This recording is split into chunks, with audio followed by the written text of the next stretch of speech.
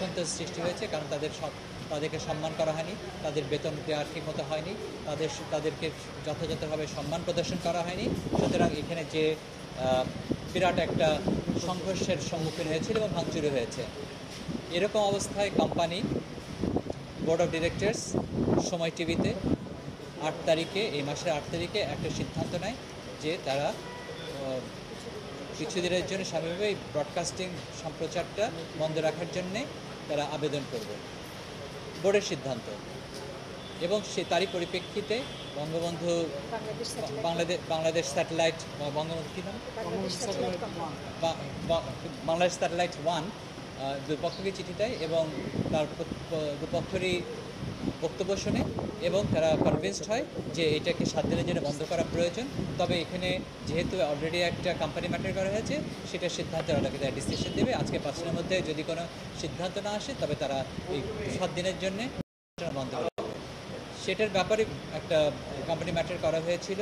সময় টিভির যে প্রাক্তন ম্যানেজিং ডিরেক্টর নাকি খামেরা তো দাগ হয় কিভাবে? এই যে ভাবি, দাগও যাবে রাগও যাবে, নিন চাকা সুপার হোয়াইট। আহমেদ জুবাইর সাহেব উনি মামলা করেছিলেন 233-তে মানি প্রোটেকশনের জন্য তিনি দরখাস্ত করেছেন এবং অনেকগুলি প্রতিকারের মধ্যে একটা প্রতিকার চেয়েছেন স্যাটেলাইট লিমিটেডের, বাংলাদেশ স্যাটেলাইট লিমিটেডের প্রতি, যে তারা যেন এই সম্প্রচার বন্ধ না করে। তো আজকে শুনানি হয়েছে, কোর্ট শুধুমাত্র রুল ইস্যু করেছেন, রুল অ্যাডমিট করেছে অ্যাপ্লিকেশনটা এবং এক্ষেত্রে বাংলাদেশ স্যাটেলাইট লিমিটেডের যে কোনো রকমের সম্প্রচার বন্ধ বা অন্য কোনো বিষয় বিবেচনা করতে কোনো বাধা নেই।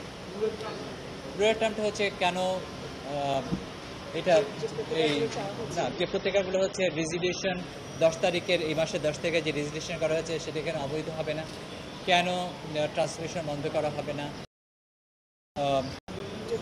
ম্যানেজিং ডিরেক্টর তাকে কাজ করতে দেওয়া হবে না, জুবাইর সাহেবকে কাজ করা দেওয়া হবে না প্রমুখ। এবং ট্রান্সমিশনের যে সিদ্ধান্ত নিয়ে যে বোর্ড যে সিদ্ধান্ত নিয়েছে সেটাকে কিন্তু ওনারা চ্যালেঞ্জ করেননি।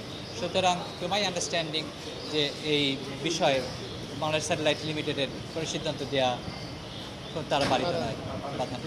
এটা হচ্ছে বোর্ডের সিদ্ধান্তে, সর্বসম্মত বোর্ডের সিদ্ধান্তে আলোকে।